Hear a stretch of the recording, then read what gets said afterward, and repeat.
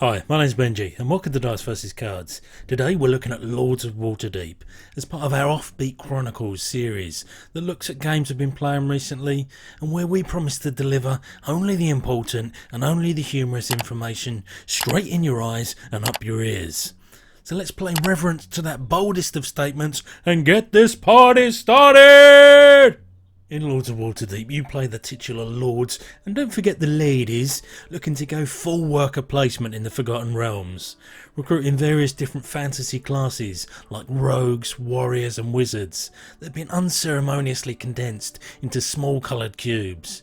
Quite demeaning, but oh so necessary in order to fit in the box, I'll begrudgingly admit. The number of workers you can place each turn will vary depending on the player count, and there's an appropriately limited number of spaces you can use to gain resources, construct buildings, gain and complete quests, and play intrigue cards to either help you in your cause or play the game of, if I ain't winning, I'm taking as many of you slags down with me as I can. The core means within which you'll gain points is of course through both missions you start the game with and ones you obtain throughout. Most of the variations on the theme are bring me this many white cubes and that many orange cubes and a splash of coin and I'll give you points, glorious points, and maybe some purple cubes too, because you know fair's fair and all. Furthermore, some of those missions will be one and done, but others will remain face up in front of you and give you precious ongoing benefits for the remainder of your time at the table.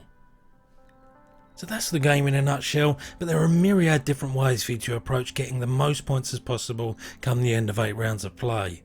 You can follow the giant glowing neon waypoint found on your Lord card that tells you you'll get bonus points for completing certain types of missions, or it may dare you to become the best Johnny or Jane builder that you can. Option 3, however, you set off on your own as a free spirit and just gobble up as many points from the missions you feel give you the most bang for your buck, just like Billy the Big Picture would. In all probability though, a mix of those two game plans will likely do the trick.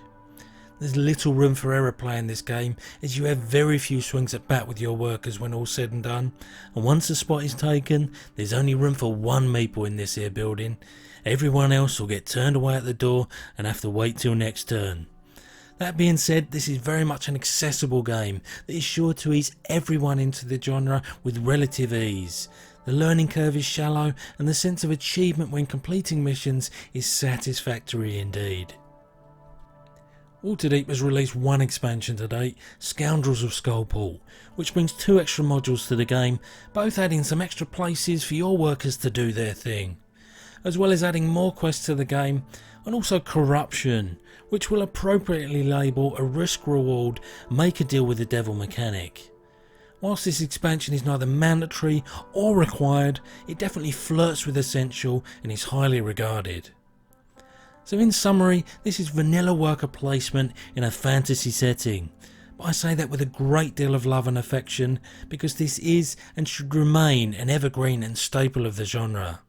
Some games are meant to exist just to do everything very well, and I'm pleased to say that this is one of those and one that I can heartily recommend, especially if you're looking to dip your toes into the worker placement genre and the theme touches you in all the right places. And do I love you, my oh my, yeah, water deep, mountain high.